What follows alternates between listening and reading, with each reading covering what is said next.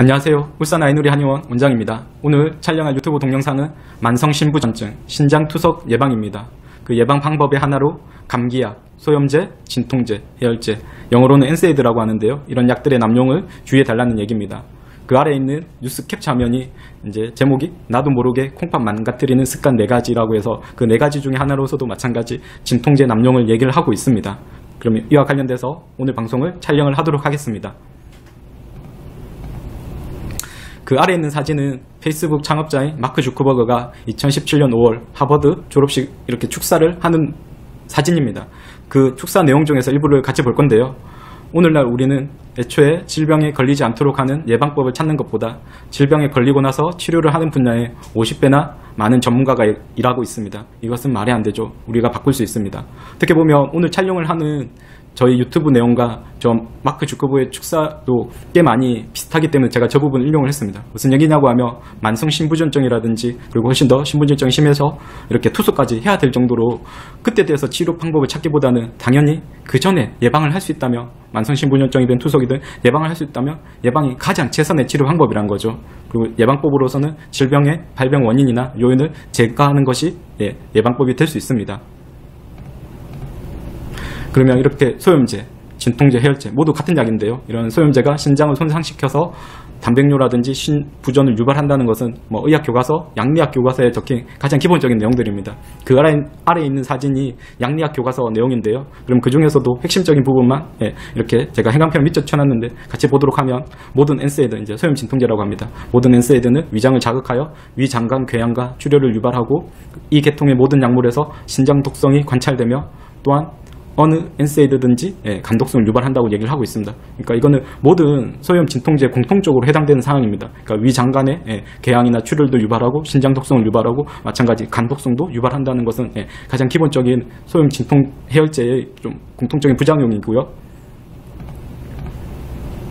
그러면 그 아래에 있는 사진이 조금 전에 봤었던 양리학 교과서하고 다른 페이지에 있는 내용입니다. 그러니까 어쨌든 이렇게 엔세이드가 신장 손상 위에도 혈관을 수척시켜 혈액순환을 방해하면서 위장관계, 간, 심혈관계, 중추신경계 정말 전신에 꽤 심각한 악영향을 미치는데요. 당연히 이제 그로 인해서 생기는 모든 부작용들을 이렇게 다 기록이 되어 있습니다. 당연히 해열진통 소염제 부작용으로 인한 사망자 또한 꽤 많은데요. 그럼 일단 대표적인 부작용들을 우선 보면 이제 중추신경계, 이제 머리가 아프다든지, 이명 기가 울린다든지, 현기증 그러니까 어지럽다든지, 그리고 이제 심혈관계 이건 진짜 조금 잘못하면 이제 조금 사망까지 직접적인 이런 원인이 되는데요. 심근경색이든 신부전이든, 그러니까 꼭 사망하진 않더라도 어쨌든 한번 생기고 나면 꽤 심각한 후유증을 남길 수도 있죠. 그리고 그 외에 위장관계, 혈액계, 간, 폐, 피부, 신장 정말 머리끝부터 발끝까지 다 심각한 부작용을 유발할 수 있습니다. 그러면 이와 관련되어서 식약처에서도 이런 내용을 SNS에 약물 부작용으로서 게시를 했었는데요. 지금 보고 있는 자료가 그 내용입니다.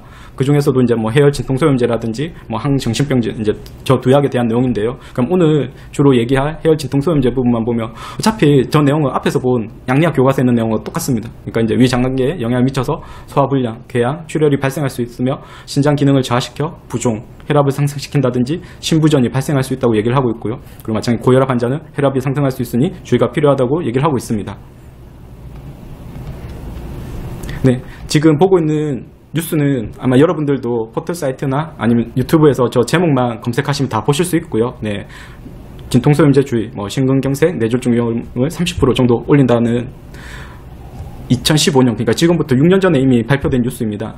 그 내용을 일부 보면 이제 미국 식품의약국, 이제 보통 FDA라고 하죠. 그러니까 FDA에서 진통소염제에 대한 부작용 경고를 강화하기로 했습니다. 일주일 안에 짧게 복용하더라도 심근경색이나 뇌졸중 위험을 30%가량 높이는 것으로 나타났기 때문입니다.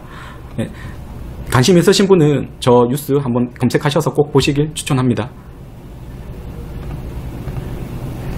그러면 앞에서도 얘기 드렸듯이 이렇게 진통제 부작용으로 인한 사망자도 꽤 많이 발생하고 있습니다. 그 아래에 있는 사진 뉴스 캡처 화면인데요. 저 뉴스가 2019년, 그러니까 지금부터 2년 전에 이렇게 보도된 뉴스입니다. 아직 우리나라에서는 이와 관련된 통계 자료가 없는데요. 이제 미국 통계 자료를 인용하고 있습니다. 미국 내에서만 2000년 이후 16만 5천 명의 사망자가 발생했었고요. 2014년 한 해에만 2만 8천 명이 넘는 사망자가 발생했습니다. 그렇기 때문에 미국에서 의사들에게 진통제 처방을 줄여라고 권고하고 있고요. 마찬가지 이 뉴스도 유튜브나 아니 포털 사이트에서 뉴스 제목 검색하시면 다 보실 수 있습니다. 네, 관심 있으신 분은 한번 찾아서 보시길 권합니다. 그러면 이와 관련되어서 일사가 쓴 책에도 이 내용이 있어서 소개하도록 하겠습니다. 그 책 제목은 만성신부전증은 자연 치유된다는 책이고요. 네, 그럼 그 중에서 일부 내용을 보면 감기만 걸려도 약으로 때우르는 습관도 신장을 망치는 길이다. 실제 진통제, 감기약, 항생제를 함부로 남용하면 신장에 치명적인 손상을 입힐 수 있다. 흔히 먹는 해열 진통제인 타이레놀에 신장 독성이 있다. 실제로 두통 때문에 타이레놀을 2달 동안 장복한 사람이 만성 신부전증이 된 일도 있었다. 저 책은 뭐 도서관이라든지 아니면 서점에서 쉽게 구해서 볼 수 있으니까 관심 있으신 분은 저 내용 말고도 다른 부분도 한번 찾아서 보시면 좋을 것 같습니다. 네, 우리나라는 감기약 오남용이 정말 심한 편입니다. 특히나 문제가 되는 것은 아이들인데요. 그 어린 아이들이 감기약을 1년에 적게는 한두 달, 뭐 보통 수개월, 많게는 거의 1년 내내 복용하는 것을 우리 주변에서 흔하게 볼 수 있습니다. 그럼 1년만 먹냐고 하면 그렇진 않고요. 뭐 짧게는 수년에서 보통 10년 이상, 정말 길게는 성인이 되어서까지 수십 년간 복용하는 것을 똑같이 흔하게 볼 수 있는데요. 미국, 유럽 어디에서도 아이들에게 이렇게 감기약을 많이 오래 복용하는 나라가 없습니다. 참고로 미국, 유럽에서는 감기에 항생제를 처방하지 않습니다. 하지만 우리나라는 여전히 감기에 40% 가까이 항생제를 처방하고 있습니다.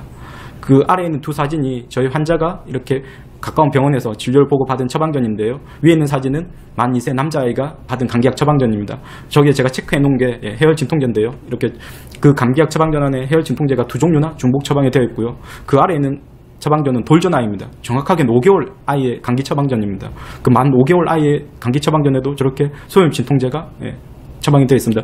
이거는 저 처방전은 저 두 아이만 그런 게 아니라 아마 댁에서 자녀를 키우신다든지 아니면 성인분들도 이렇게 감기 때문에 진료받으면 저 정도 약들은 거의 대부분 약을 처방을 받습니다.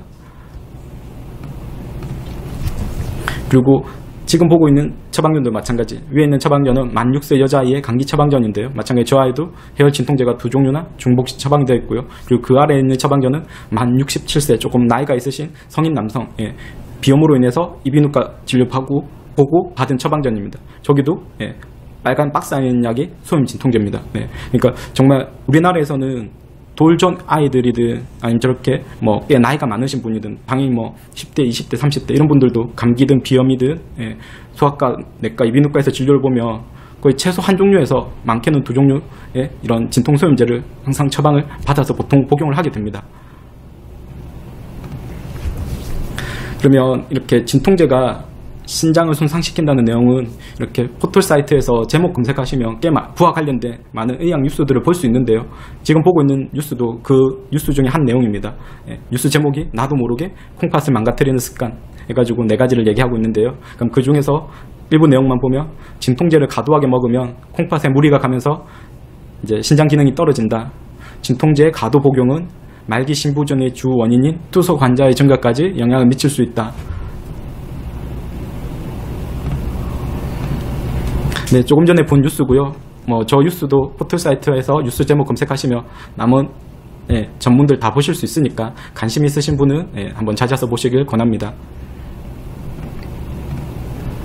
그러면 오늘 방송을 정리를 하도록 하겠습니다. 만성신부전증. 만성신부전증이 더 심해져서 이렇게 신장 투석하게 하게 된다면 당연히 예방이 최선입니다. 예방법이 하나로서 우리나라에서는 오남용이 심한 감기약, 소염제, 진통제, 해열제 복용을 줄여주세요라고 꼭 얘기 드리고 싶습니다. 이런 약들은 신장만 손상시키는 게 아니라 앞에서 다 봤듯이 위장관계, 심혈관계, 간독성 등 여러 심각한 부작용을 초래하고 당연히 그로 인한 사망자 또한 꽤 많습니다. 이전까지는 어쩔 수 없이 감기나 통증으로 자주 감기약, 진통제를 복용 중이라면 앞으로는 한의원 진료를 통해서 소염 진통제, 해열제 복용을 줄여주시는 게 좋습니다. 그 아래에 있는 사진에 있는 약들이 이렇게 건강보험이 적용되는 한약입니다. 보다시피 이렇게 스틱으로 되어 있고요. 그 안에는 이렇게 시럽제처럼 되어 있습니다. 쉽게 표현하면 좀 복용도 편하게끔 되어 있는데요. 저는 매일같이 뭐 아이든 성인이든 이렇게 감기 아니면 이렇게 근골격계 통증으로 진료 보시는 분들에게 이렇게 그 건강보험이 적용되는 보험약들을 처방을 하고 있습니다. 이건 뭐 저희 한의원 말고도 다른 한의원은 대부분 이루어지는 거니까요. 어쨌든 그 전까지는 뭐 감기약이든 진통제, 그러니까 이제 이런 약들을 좀 자주 복용했었다면 앞으로는 한의원 진료를 통해서 줄여주시는 게 좋습니다. 오늘 방송도 끝까지 시청해 주셔서 감사합니다.